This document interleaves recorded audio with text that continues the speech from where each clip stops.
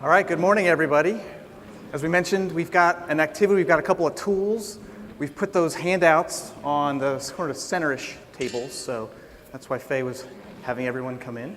Yep. Yeah. We're really glad you're all here. This is an Agile Manager's Manifesto, Mission Empowerment. We're going to talk about empowerment teams and a manager's place in an Agile organization today. Yep. All right, so my name is Chris Philipsen. Good morning. I am from Cardinal Solutions. I'm an Agile coach and Scrum Master. And I'm Mark Bradley. I also work at Cardinal Solutions as an Agile coach and Scrum Master as well. And welcome again this morning. Thanks for coming. One of the reasons we do this event, this session, is we've both been managers in a corporate before. And we learned a lot of lessons. We wanted to share that. We should like to share knowledge. We share a lot of things. Obviously, we're coaches. We like to coach. But this is something that's near and dear to our heart on ways that we have improved ourselves. And we thought it was a good thing to share and help a manager find their place in a corporate organization. Yeah, that's right. A lot of what you're going to see is stuff Chris and I have lived through in great detail. And hopefully we can share a few things and a couple of tools to leave you guys with some great stuff today. Okay. All right. It's not working. There we go. All right. So we're going to start with what is empowerment. That's a good base for this talk. What is empowerment? We're going to lead that into what our take on the manifesto for an Agile manager is. And we all love our software development manifesto. And then we're going to see those manifesto values in action right here in Columbus. And away we go. All right, so empowerment, that's a very loaded word. What do you guys think empowerment means? What does it mean to you? Help them make decisions, maybe think out of the box. Think out of the box. Allow people to think out of the box. Yep. Allow them to make decisions. Great. Yeah? I saw a hand. Yielding. Yielding. Okay, yielding control. Mm-hmm. Okay. And that's hard to do, isn't it? Can be really hard. Yeah. Anyone else? Any thoughts on empowerment? Actions over requests. What do you mean by that? The ability to kind of just work with a solution or work for a solution to solve a problem rather than kind of ask them for their ability to solve it. So let them work, let the team work toward a solution. Good. Right. So our definition, today we're going to use Google's definition. Type in empowerment, Google tells you what it is, right? Authority or power given to someone to do something. It's much more than that, though, especially in our software world and our teams. You have leadership, you have teams, you have a hierarchy in a lot of places. It's hard to find a flat type of organization. So what does it really mean? So we have a vision of an empowered team. That vision is that the manager or the leader is able to let go of control. We mentioned that. Let go of control. Very difficult to do. Trust the team to deliver on a clear vision. Vision is very important to empowerment. When that happens, you have an Agile team. You have team members who actually are able to perform their jobs. They're given the opportunity to perform their jobs. They're not told what to do. They do it. And they have that creative freedom that they can then deliver on those visions. They aspire to deliver on the vision. So that's what our view of an empowered team looks like. And they're excited to be at work every day, aren't they? You have that enthusiasm. Absolutely. You're motivated, right? That's right. Uh-huh. We have some observed behaviors. So empirically, you have an empowered team. The team is eager to delight, which is one of our favorite phrases. It comes out of the product owner playbook.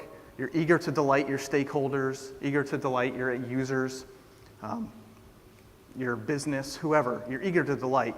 And they have a purpose that you want to seek to fulfill. That's an observed behavior in an empowered team. Another observed behavior is that the team feels connected. There's real relationships there, and they feel bound to each other. And that creates an identity and this idea called culture of pride. We've seen this. We've Absolutely. both been part of this type of organization where management has yielded control to the teams to own their products. And honestly, culture of pride existed. This was at a business here in Columbus. A little pocket, 5 teams, they all had a very distinct identity. And they were all very proud of what they did and who they were. And it was really, really cool to see. They came up with cool team names: Invictus, Mythbusters, Interstellar. They seemed silly, but it meant something to the teams. There was and so they much really healthy had an identity competition around as it. well. Lots and lots of healthy competition. Yes, there Yep. was a competition. My team's better than your team. We put out better, we deliver better software, stuff like that. It was really neat. So it can happen, but it's hard to get there. So let's talk about how a manager can get the mindset to get those teams there and get the organization there. Yep. All right. So here's our take on an Agile Manifesto for managers. All right, so first of all, we'll start off with the Agile Manifesto for software development, which near and dear to most of our hearts. I'm sure most of us know everything that's in there, but in case you don't, very quickly we'll go over that. And of course, about 18 years ago now, a bunch of really bright people got together in Utah and came up with what they thought was a great way to deliver software more quickly to their customers and do it in such a way that we're not doing the old-fashioned death marches that were just killing people. So very quickly, the values they came up with there were individuals and interactions over processes and tools, working software over comprehensive documentation, customer collaboration over contract negotiation, and responding to change over following a plan. So when Chris and I were thinking about this talk, we looked at the Agile Manifesto for software development and the Scrum Guide. We kind of went back to the basics so that we could refresh our minds and kind of see what is it that we can distill from these things and bring to a discussion about what it means to be a good Agile manager. And we came up with the idea, it just kind of came to us, that what if we came up with a manifesto for managers? Something that they can use that will have some values that are a little bit different than the software one, but can help them daily in their task of becoming a great agile leader. And so that led to... I'm clicking it, I swear. I'm clicking it. That led to... There we go. Yay, all right. Our Agile Manifesto for managers. So our first value that we came up with was vision and goals over delegation of assignments. Empowerment and self-organization over ego and entitlement. We came up with open to change and improvement over following a plan. And action and follow-through rather than words and rah-rah speech. Now, there are times when some of the things on the right side, the things in the orange, are very useful. However, the things on the left are really, really important, we felt, for a manager who's transitioning to an agile world to concentrate on so that we can empower our teams and give them that creativity that they need to deliver successfully. All right, so now we're going to do a deep dive into the first value of the Agile Manifesto for managers, and that was the vision and goals over delegation of assignments. And Chris and I looked at this as some different behaviors that we think are good to when you're talking about visions and goals, and some things that you also don't want to do when you're concentrating on this particular value. One thing we do absolutely want to do is start with a clear strategic vision. If this isn't the most important thing a manager can do as they transition into an agile world, it's certainly near the top. As a manager, we typically are plugged in to what the organization's goals are and what that deeper strategic vision is. And that's something that we can bring to our teams and work with them in creating a vision document or something that can be in their team space that we're always going to make it the center of everything that they do, which is our next point. If your teams don't have a vision statement in their space, I highly encourage you to work with them to come up with one. Definitely include them because it's going to be their vision, but it's your role as the manager to kind of guide them to how they can achieve those organizational goals. And this is, I can't emphasize enough how important that is to have that visible in the team space. And then always ask how you can help them achieve that. It's huge. We also want to give them the environment and support that they need. So environment, pretty self-evident there. That's making sure that they have good collaborative spaces, that they have the right tools, maybe getting other people into their group that can help them deliver on what they need. It's really listening to what they need to deliver their software in a quicker way. And then finally, the support is huge, and that's kind of what I was getting at before when talking about go into the team space, several times a week, or at least a couple times a week, and ask them, how can I help you guys deliver on the vision that we came up with? Really, really important. Some things that we don't want to do, some behaviors that are kind of counteractive to this, are hiding the big picture. We never want to delegate assignments because it's a controlling behavior. I had a really, really hard time with this, coming from that traditional software development background. I'd kind of worked my way up through the ranks. I had done a great job of, telling people kind of this is what we're going to do, this is how we're going to get there. I was a software developer. This is probably, my idea of the best way to do this. And you might think that you're not controlling with that kind of behavior, but they see that as you're just kind of running with it because of your authority. So we want to definitely stay away from that. We don't want to sweat the small stuff. We don't want to assign small tasks and hover over our people. Again, that's a controlling behavior. We want to be more of that servant leader that comes and checks in with them and how can I help you, and things like that, because that's the best way to deliver on this. So another little story about this. I was at a client, and we had a team. It was a large enterprise program, data security type of stuff. And we had a new BA join the dev team. And that BA kept getting these little tasks handed to her by the manager and by the product owner. It was just really not very good behavior for them. So what happened was, after 2 or 3 months, this BA became very frustrated and came to me and said, I don't understand what we're doing. I don't understand our program, and I don't understand my role on the team. Mm-hmm. So what did we have to do? We had to solve that problem. And one of the things we did was we did an immediate epic map session with the product owner so that we could see the whole program. And it was no longer a delegation of handing out small assignments so you didn't know what was coming next. You knew what the backlog probably ought to be. So then we created the backlog, and the whole thing changed. It kind of got turned upside down. When you see the vision of the project or the program or the product, it's so much easier to be motivated at work to deliver on that. That's right. Yeah. Okay. Right, so a great quote that we found that kind of aligns with this was from George Patton. And for those who don't know, George Patton was a World War II general. He was known as Old Blood and Guts. Extremely controlling is the way that he, kind of history looks at him. He would march his armies almost to death. So literally, that might be where the term death march came from.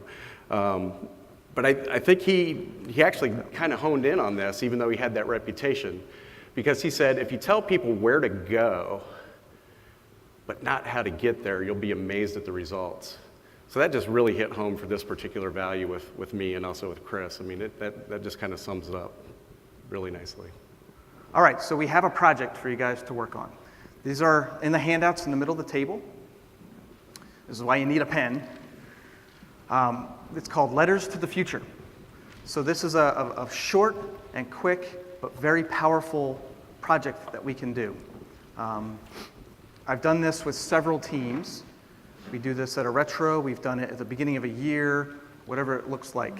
But how it works is you write a letter to the future, to anyone you want. Some people write it to themselves. Some people write it to their team, to their leader, to their CEO of their company, to their family. It doesn't matter. We can use it for anything we want. Today, I'd like for you to take a couple of minutes and write a letter to the future for yourself. We'd like to focus on goals, right? So we're talking about how to improve our Agile mindset. This is what the whole conference is about. We're talking about how to also set a vision, as we talked about in our first value, vision and goals over delegation of assignments. So let's take a couple of minutes and write yourself a letter to the future. You'll notice it's dated November 22nd. That's Thanksgiving, which is exactly 6 months from tomorrow. That's a nice little time period. So we can take a look at this in 6 months and look at how you did against your goals. It's a good way to keep yourself accountable to what you want to accomplish. Let's take a couple of minutes and write a letter to the future. Warms my heart to see everyone writing their letter to the future. Fantastic. Now, I'm not going to be there at your house at Thanksgiving to help you read your letter and open it up. Unless you want me to, I can give you my address after.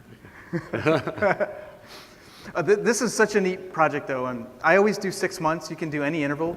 You can certainly bring this back to your teams as a tool for goal setting, for vision setting. Have them live up to the things that they write. And then the reveal is always really fun. You can do it at after your daily scrum or your stand-up. You can do it at a retro. You can just have a little team ice cream social around opening the letters to the future. But it's always neat stuff. It's people say, I want to lose 10 pounds. I want to go to the gym more. I want to learn a new coding language. And you kind of check up and see, did they do that? And a lot of times, because they wrote it, they did it. Exactly. It's really, really neat to see the follow-through on the letters to the future. It's also fun to maybe put them in a time capsule, a little box or something the team creates or something too. Yep. That's always a fun way to do it. Yep. All right. So now we're going to talk about our next value, empowerment and self-organization over ego and entitlement. Seems simple. Like we said, giving up control is very difficult. It's a really, really hard thing to do. A lot of managers have been trained through the years in the traditional methods, top-down, command and control, delegation, all that kind of stuff. I certainly was raised that way. I was raised that way in a large corporate, became a manager, was really good at delegating and telling people what to do, and I knew everything. And it didn't work. It didn't work, and I always knew it didn't feel right, so had to find something else. But you can give up control, but you do it with a purpose, and we're going to see that in a minute. So the first thing to remember is this idea of servant leadership, which could be a whole conference itself. We're just going to hit it in one little point here. But a servant leader, very simply, is someone who sets up their team members for success. There's a lot more to it, but that's the gist. You're setting others up for success. But the cool thing is, if others are successful, that means that they should be rewarded, they should be celebrated, that success should be there, but also then you set them up for success. That inherently means that you are successful. And if you're in the right organization that has the right mindset, you will be rewarded appropriately. Right. You don't have to go seeking credit. You don't steal credit from others. You've set that team up for success. Everyone can see, oh, wow, he really set them up, or she did great things to put them in position to succeed. The product is great. The delivery was super quick. It was all these great things, right? The vision was met. And the vision was met, right? Yep. So that's the cool part. If you're in the right organization, if your organization's not there, this is a mindset to get them to say, credit doesn't need to be stolen. Credit is out there. We need to celebrate all of our wins. And those who set that up are the ones who are truly successful and can do it over and over again. The control with the purpose part is that guide rail. So you can empower a team to do work, but that team doesn't necessarily get the choice to work on anything they want. They have that vision. This is why vision is so important. You set the vision, and the team works toward it, as Patton said, right? Yep. Let them work toward it. You give the team the opportunity to find out the solution, but their goal is to deliver on the vision. That's the important part. So there's guide rails where a manager, a leader, whatever role we're talking about, needs to keep the team within those guide rails. The vision is one way to do that, okay? So don't behaviors. Obviously, it's over ego and entitlement, so don't make it about you. It's about others, selflessness, servant leadership. The word deserve is a very dirty word. in this type of organization. Naughty, naughty. You don't deserve anything. You work towards stuff. When you have success, that credit is given because we're celebrating those wins. You can give up some control, but total control is limiting. So we talked about this, right? It's demotivating for someone to be told exactly what to do, but it's liberating. It's very, you become very creative when you're given the option to figure out how to meet a vision. If you're told how to do it, then at that point you're basically punching a card and coming into work and not really thinking through it. The question you need to ask yourself every day, am I truly serving? Who did I serve today? How did I serve? Because that's the kind of culture that you need to build, all right? John Wooden, one of the greatest coaches in all time, college basketball, so many championships, so many books on leadership, so many similar views. He says the main ingredient of stardom is the rest of the team. It's not about a single person, it's not about yourself. Success for the team, and that's where stardom is.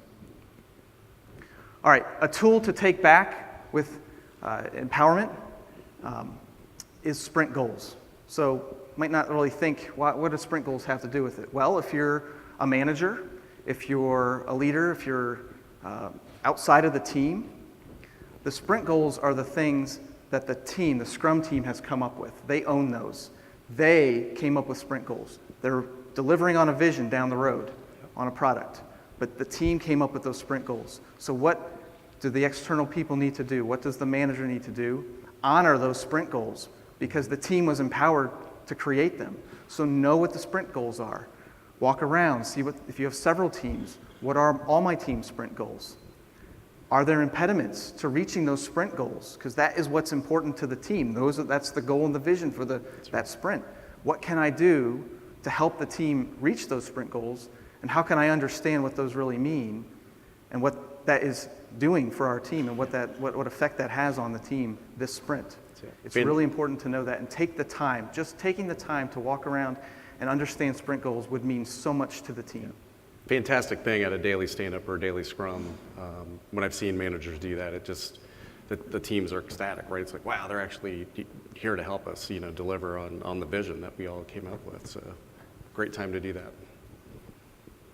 All right. Our next value. Right.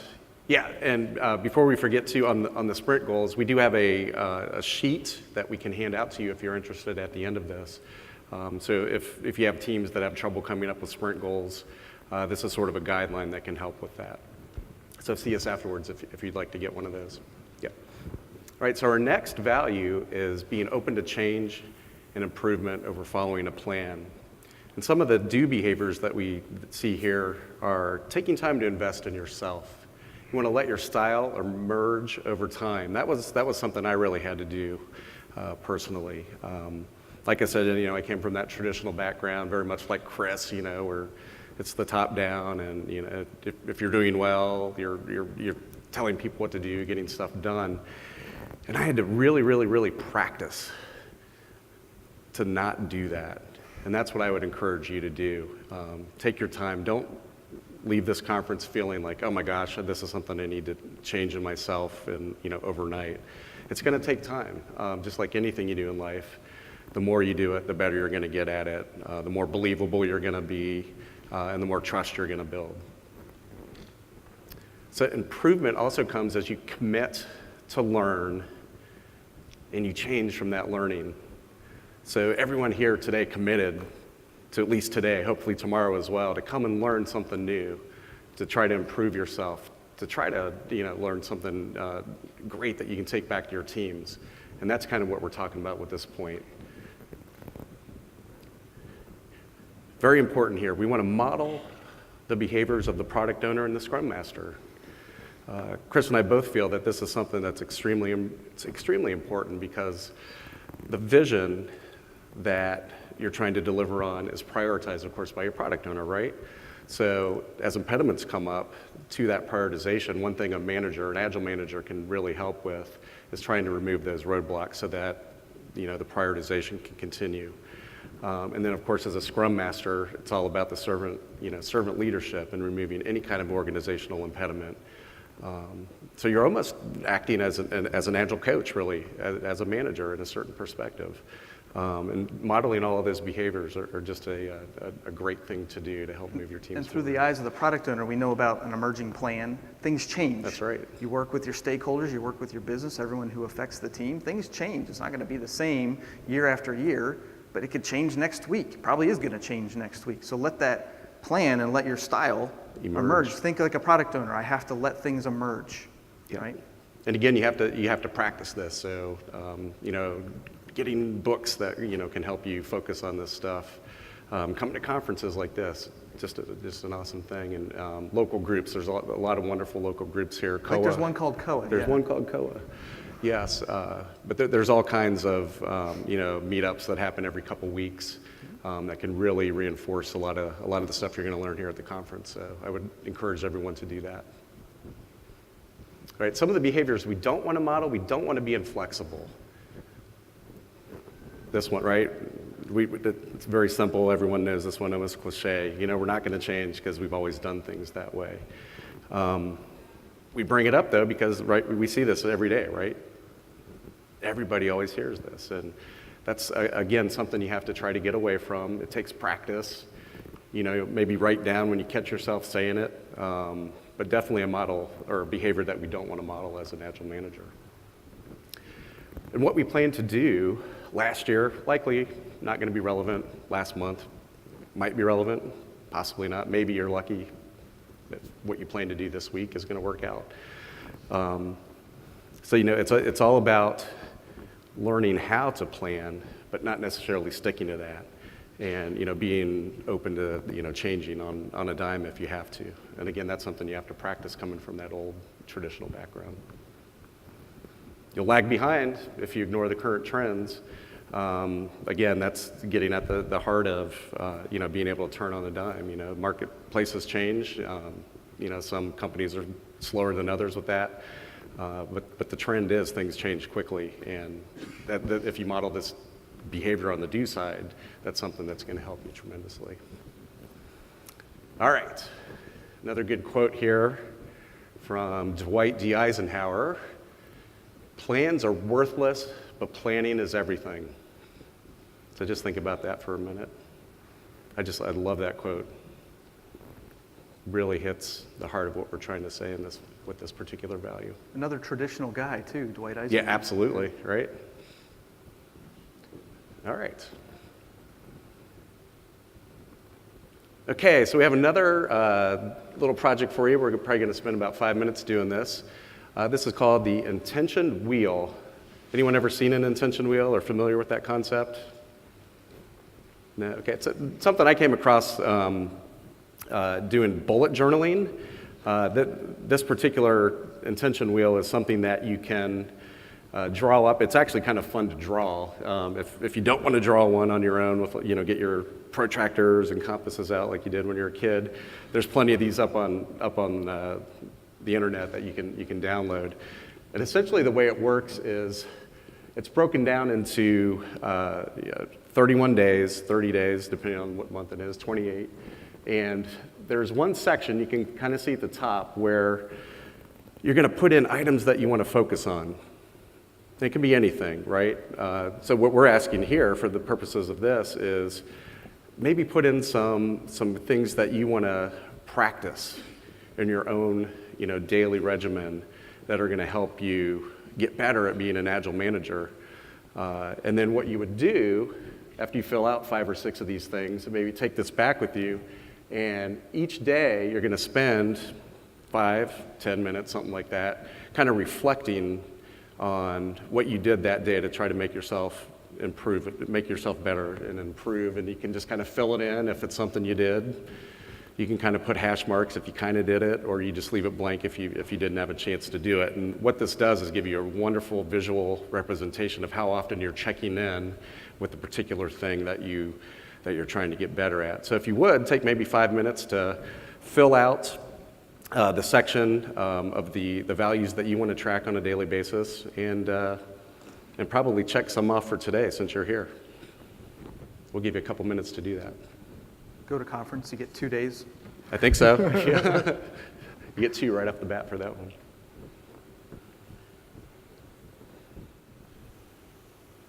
Does anyone have an Agile habit you wrote down that you would like to share with the group?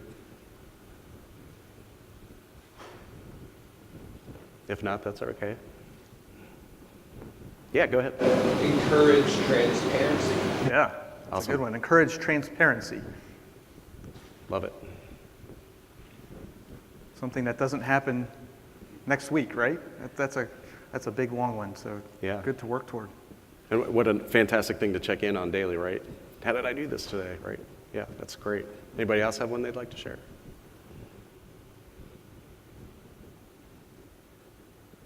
All right.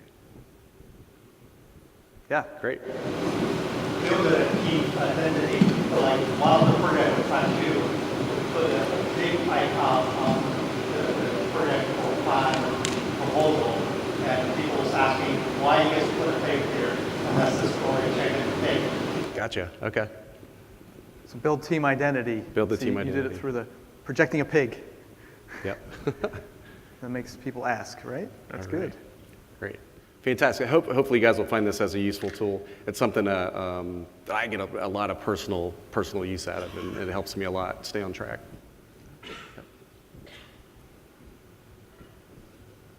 All right. Our final value, action and follow through over words and rah-rah speech. So this is very simple. You're walking the talk. You are really living the values that you are saying that you live, right? So it's not just words, it's actions. One thing that you can do is truly get to know your team members. So building relationships, connecting. Don't have fake relationships.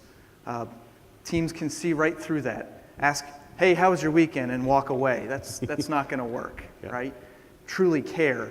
What was your kid's name again? Yeah. Right. Yeah. You have kids? I didn't know that. Yeah. If you say you care, then you actually better care. That's that follow through, right? So you have to, like you said, know the kid, know the family. You don't have to get too deep, but you have to show that you have some investment there, some investment. Mark and I, we have this investment. I know all about Mark's son. He's a big-time soccer star. I remember last summer, and I think again this summer, he's in a crew soccer camp. He's 10 years old, practicing with the Columbus crew. Went to Amsterdam for a big soccer trip Soccer and tour, a yeah. tournament against the top Dutch junior team. Some of the better Yeah. teams over there, yeah. It was really neat. And I always wanted to hear all about it. I honestly cared. His son Cormac's some big soccer star. That's really Yeah. cool. Yeah, and I can vouch for Chris. He actually does care. So he actually means all of this. But you have to follow through. If you say you Yep. care, you better actually care, right? Action and follow through. Know and respect your team's events. We talked about it with sprint goals, so taking the time to see what the sprint goals are, ask about them. But this goes through for everything. Know the team's cadence. They're going to have events. If they're Kanban, they're still going to have events. Scrum teams have their events. So know when the retro is. If there's things that come out of the retro, give an honest effort to remove impediments if asked. If you're not a manager, ask your manager to help you with that stuff. It's not wrong. You can ask for help to remove those impediments. Right. Attend the sprint reviews. It's not just for stakeholders. It's the team's opportunity to show off the stuff they built in that sprint, and it's really exciting, and it should be really exciting. Yeah. So it's on you to help make that an exciting event as well. That's right. And also to the respect piece, don't get frustrated if you get bumped for an event, right? I've seen that in action too, and that just kind of makes the team go, ugh. So try to avoid that behavior too. We mentioned decisions here, so a way to include the team, include them on strategic decisions. So the manager can set a vision, set goals for the team, but how do you get there? Bring the team in on that. How are we going to achieve this? Not just delegating, but working through. Maybe we need to change the goals a little bit if it's not feasible for the team. Let's have 20 goals this year outside of your usual project work. They raise their hand, they say, well, we don't really have that much time. I think 20 is too much. Maybe you ought to listen and say, okay, maybe we ought to pare that down to 3 really important ones. That's a very common thing that happens in corporate. I've lived that world too. Oh yeah. All right, so how don't you show this behavior? Well, don't speak empty words. Don't spin bad news. How are you sharing that news? Are you being honest about it? Or are you glossing over it? Are you sugarcoating good news, bad news? Just be honest, right? Show that truth. You don't want to give a sales pitch. You don't want to come into a team and just give a rah-rah speech and say, everything's great, way to go, guys, and then walk away and not listen to any of the problems that might be there or any of the good stuff. So actual, real, tangible successes or something that people want to share. Spend a little time with the team and understand what's going on. But a sales pitch, they're going to see right through you and they're going to laugh at you as you leave the room and they're going to know it's a joke. And there goes your transparency out the window. And there goes your transparency, right? Yeah. That question you need to ask yourself, you can even put it on your intention wheel. What was my true sincerity today? You asked earlier, am I truly serving for this? What was my sincerity? Did I honestly share news? Did I honestly talk? Or did I hide stuff?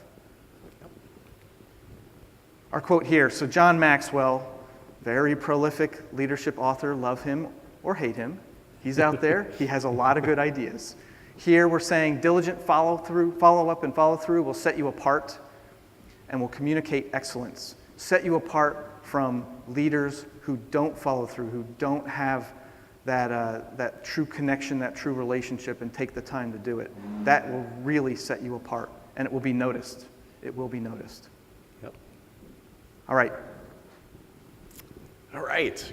So next we have a little exercise for everyone that'll allow you to get you to know your neighbors a little bit.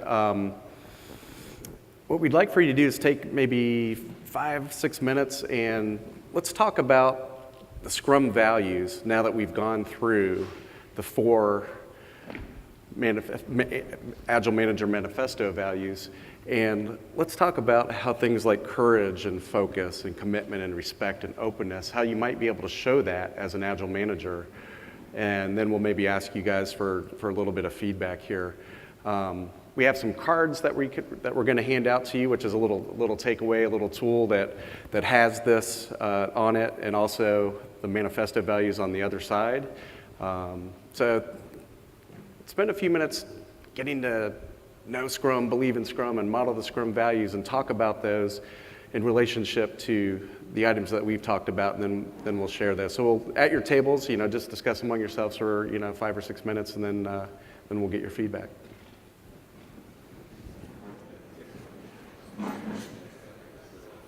All right, who would like to share something in regards to courage? The Scrum value of courage. So as a Agile manager, transforming into this new world, right?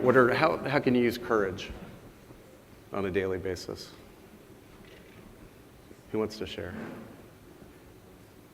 Yeah. Don't be afraid to try something new on the team. So have the courage to throw something out there and see how it speaks for a few people's friends.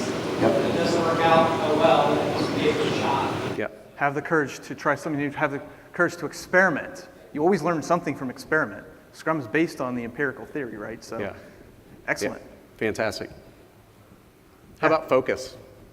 Or do you have another courage? Yeah. Sure, I'm with the courage, but it takes some courage, honestly. But I guess where I struggle with is I don't have an answer as a manager. And I can walk around and help remove blockers. Yep. But am I impeding on my Scrum?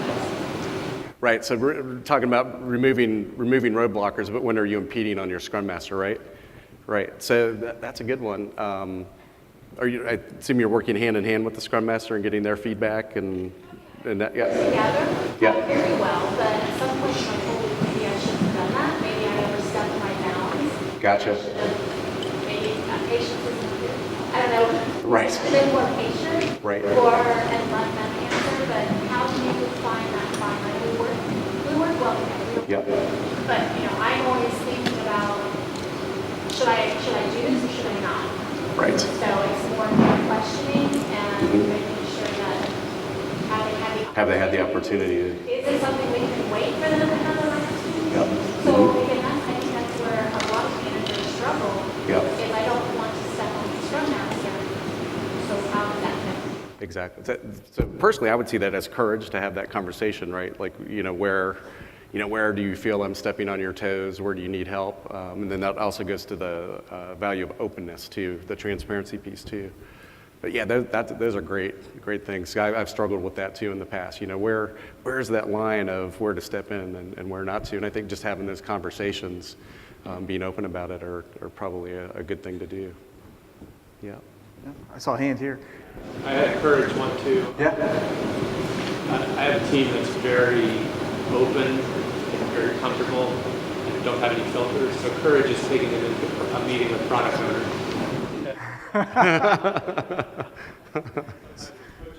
So then there's the, control of the purpose.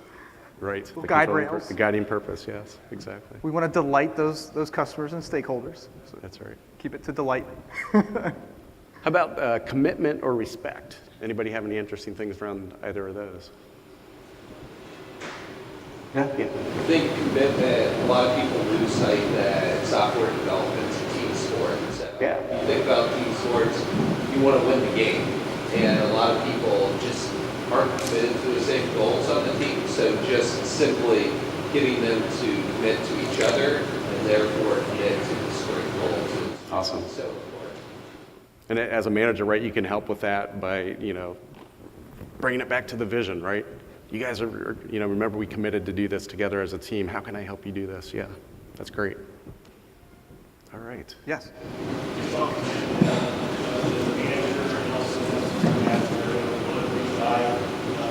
Try to help my teams work towards what it is. There's commitment to working hard, and there's commitment to sprint, and really making sure that you have that commitment because you know what chasing first when you're in your time box. So we're trying to make sure that everybody on that team and that sprint are committing to not just the urgent things to take it, but also the extra part of the sprint as well. And we're trying to make sure our barriers, so the customers are trying to break through that respect of the sprint and that not big deal. Absolutely. Yeah, great points. All right, so you guys have those cards. Recommend that you put them in your wallet, put them in your purse, your lanyard, awesome place. I see lots of them in the ID badge holders. ID badge holders, yeah, exactly. And and maybe pull those out daily. Incorporate it into your intention wheel. It's always a wonderful check-in point, and I mean, you guys have incredible ideas here, and it's something you can walk away with and continue. Yeah.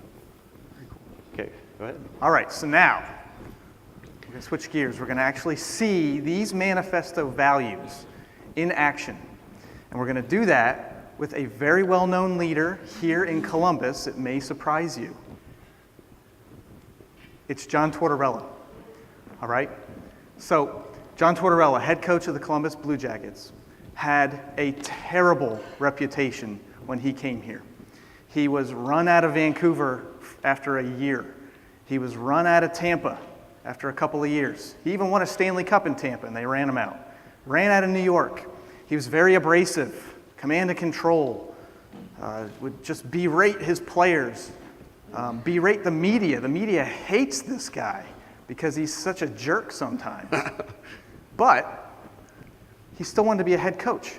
So Columbus took a chance on him. I'm going to give you a little background here. Columbus took a chance on him. 2015, 2016 season, the Blue Jackets were really bad. They started out 0-7. They fired their coach. Mm-hmm. Hired John Tortorella after he got ran out of Vancouver, and everyone said, what in the heck are we doing? That year, we were really bad. We had the 4th to the bottom record. We gave up way more goals than we scored. Losing record is just last place. It was just a really bad season. Fast forward to the next season, which was actually last year. They finished really, really high. They were the 4th best record in the league. They had way more goals scored than they gave up. They made the Stanley Cups the last 2 years in a row. Last year, John Tortorella won the Jack Adams Award, which is the award for the best head coach in the NHL. Had a 16-game winning streak, a 10-game winning streak this year. Culture's changed there. But he did that with the same roster of players. It's coming. Come on, clicker. Don't fail me now. I swear to God, it's coming. There we There go. we go. He did it with the same roster of players. So, how did he do this? It's an amazing transformation. This is John Tortorella, right? We're going to see how John Tortorella shows that he's a great Agile leader. Come on. You're killing me here. There we go. Let's see All how right. Tortorella will be a great Agilist leader. You just have to say it 3 times, and then it'll happen. Right. Yeah. All right, so after last season, Tortorella gave a couple of interviews. And they were on his leadership style, his thoughts on leadership. And we read this. We had built this presentation, the bones of it. Yep. And we read these articles, and I mean, I got goosebumps. I think I I'm a started Jackets crying. fan. I Any actually other started Jackets fans in crying. here? Yeah, couple. I honestly got goosebumps reading this, and I sent it Yeah. to Mark, and I mean, you were just blowing my phone I up. didn't go to sleep that night. I was so Right. excited. It was like, It was amazing. How is this possible that this is coming together like this? So he says, I've backed off in the details of the X's and O's. That's hockey, that's plays, that's the details. He's backed off the details of the X's and O's. We have our foundation, but I think this team reacts better when you let them go a bit and don't dot every I and cross every T and don't overcoach them. He was definitely guilty of overcoaching in the past, but I think he sees that vision and goals over that delegation, that overcoaching, over-managing, had a lot of value. So that's our start. They have our foundation. He set the foundation. He set the goals for the team, how we're going to work, how we're going to play, how we're going to achieve victory. What's important to us? What's our style? And obviously it took some time, a whole season, to merge their style. That's right. So he set the vision and goals. The next one, leadership is not about you and thinking like it's a dictatorship. I think one of the most important aspects of being a leader is to empower people. Now, here's where I really get goosebumps. I can't stand when players call me coach. He hates the title. I know when I was a manager, I hated it. Sunil, you can attest to this. I hated it when people call me the boss. Boss, what's up, boss? Or the manager, or, my boss is going to tell me, here he is. I hated it because I didn't want to be thought of as that. And here he says, I hate the title because it's all of us doing it together. It's not us versus them. It's not a versus thing. It takes you longer to peel away at being a team if it's you and us. It's everyone in it together. All I wanted to do was set vision and goals, and I felt that here, and it didn't always work that way. That's right. And I hated the title. Empowerment and self-organization over ego and entitlement. There's no way Tortorella would have said this 10 years ago. Or even 5, probably. As a coach, you have to self-evaluate. You have to keep an open mind. You have to listen more, too. You have to be willing to change. It's changing how the teams think. He gets excited. He's learning about himself. He thinks he can be better. Open to change and improvement over following a plan. Yep. So I have a funny story about this. I got my season tickets this year, and there was an event, Jackets event in August, and they let us listen in on a little interview with Jarmo Kekalainen, who is the general manager, and Boone Jenner, who's one of the players. And then they let the audience ask questions. So you better believe I was up at the podium asking Jarmo Kekalainen questions about John Tortorella. And I geek out on this stuff, right? So I was asking him about servant leadership. I mean, in front of all these Jackets fans, it was hilarious. And I asked Jarmo Kekalainen, what did you guys see in Tortorella that you wanted to hire him based on his reputation, his terrible reputation? And Jarmo looked me in the eye, across 50 other people, and said he was willing to look in the mirror and change and improve and not be the same coach. And he said John Tortorella wanted to be a head coach in the National Hockey League, but he basically had run his time. His style didn't work anymore. He spent, like I said, a year in Vancouver, and they ran him out because his style didn't work anymore, and he had to change. So he did it. He changed. And he talks about here self-evaluating and being open to change. It's a really big deal that we have to think of in our industries. That we have to keep up with the times. Anticipate and adapt is a phrase I've heard over and over at one of my companies. You always have to be ahead and know that things are going to change and be open to that change. Yep. Use your tools to keep yourself honest. That's right. And let your team come up with the best way to win, right? Yep. That's right. All right, finally, I think a true leader looks for opportunities to be with the team, to let the team members see the human side and vice versa. Show them that you care. Don't pretend, because if you don't, they're going to see right through it. That sounds familiar, doesn't it? But if you're the right leader for these people, you better care about them. You better honestly do it. And that's our walk the talk, action and follow through over words and rah-rah speech. So here he is, right here in our hometown. You never would have thought it. True to life, living the values, changing himself, having team success. And he was recognized with an award across the whole league because of the way he changed and got the team to change with the same players. Really, really cool to see that. I have goosebumps right now. I do don't know too. if you can- I think we should get him here next year to talk. We can work on that. All right. Come on. Yes? Did anyone ask him how he changed? How he changed?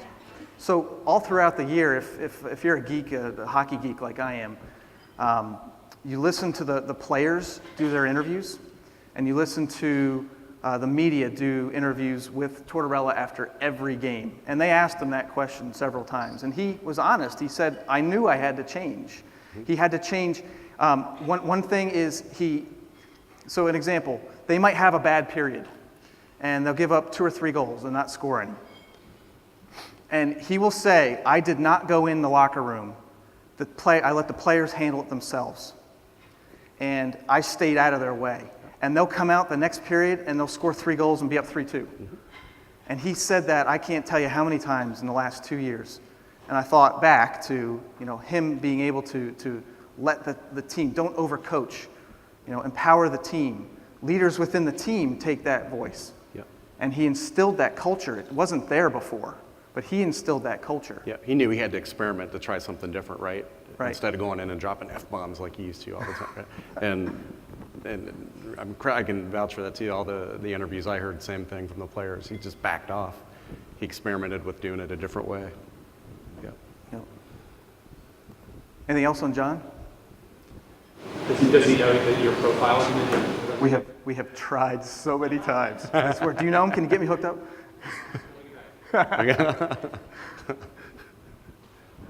All right. So we'd like to ask you a question now. How many managers are in the room? A real good number. I'm so glad you came today. Yeah, thank you so much. That really means a lot. How do you fit as a manager in an Agile organization? Do you feel like you fit? Do you have trouble understanding where you fit?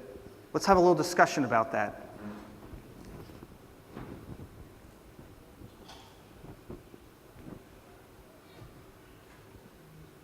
Who has trouble? Yes?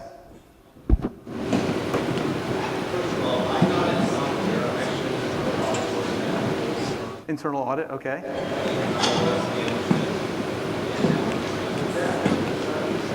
It's not, is it? It's not easy to adapt.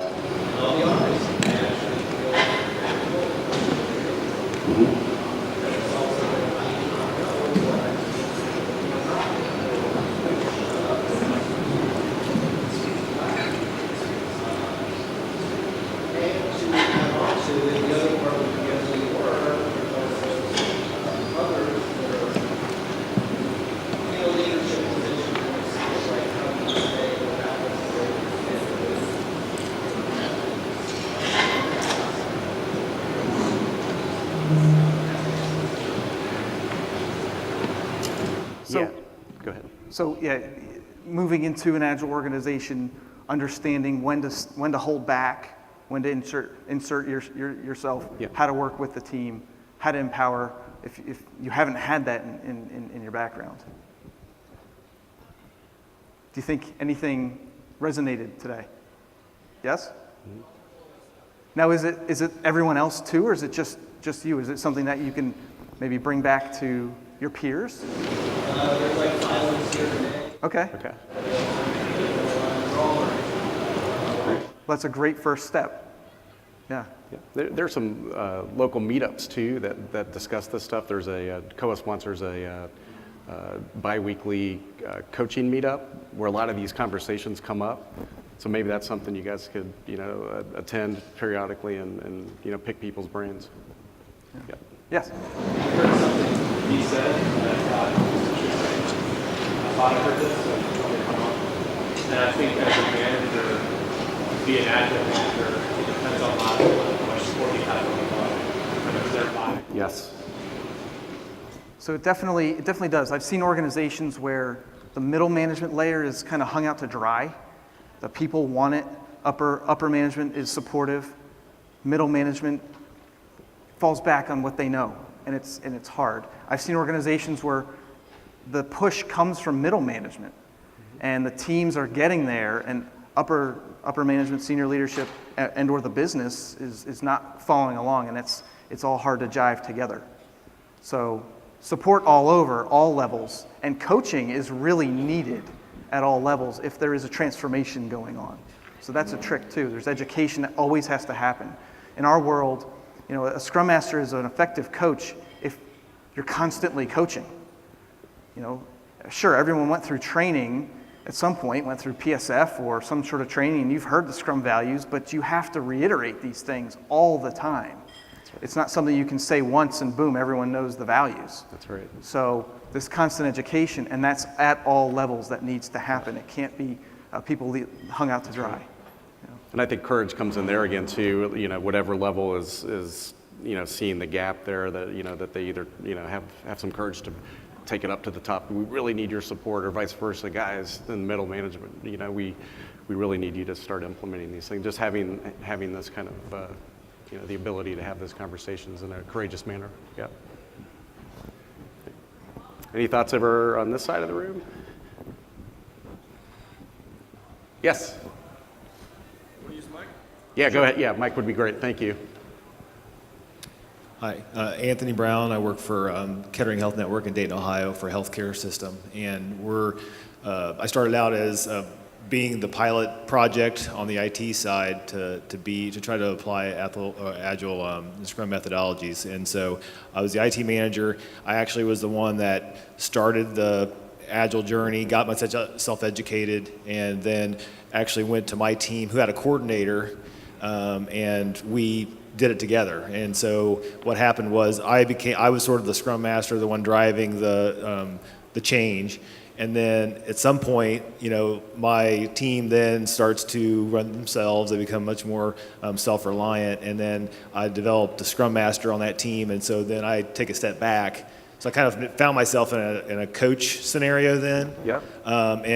And I never was really a functional manager in relationship to Scrum because I'd always been very much immersed in the Scrum process. Mm-hmm. And now I have a couple more teams, and the other managers are sort of in a little bit different position than me. But I can definitely see where over time you've got to find a new way to associate. Because if you're going to develop Scrum Masters, which we had to kind of convert our coordinator in that case to a Scrum Master, it worked out okay there because the person was a good fit to be a Scrum Master. But there are lots of other people, and we're going to have to really look at how we organize, because we have coordinators, and then having a coordinator and also having a Scrum Master doesn't really work. You can't have both because that servant leadership is really important. So the coordination needs to be very much a servant coordinator, not a triager of work, so to speak. So, yeah, fantastic really points. Nice Thank point. you. Thank you. Yeah. All right. So a couple takeaways for us today. Just summing up, empowerment is more than just a word, right? It's really meaning it in your heart. We want to take the things we learned today. You want to set the vision, right? You want to drop your ego. You want to evaluate yourself. You want to say, I'm going to commit to improve. And then you really want to focus on committing to building real relationships that people can understand and connect with. Use the tools we gave you, and there's plenty of other tools out there, but use the tools to stay active and live the values and stay committed to yourself and be honest with yourself about where you are. This is a topic we love. You can always reach us. We totally have your back. We believe you've got this. That's right. So if you would like to talk with us, meet us after. We've got some more materials, and we appreciate you coming. Yeah, It was thanks really so much. fantastic. We're honored you guys watched our presentation, especially that so many managers came and shared in our passion for this topic. So thank you very much. Thank you. Yeah.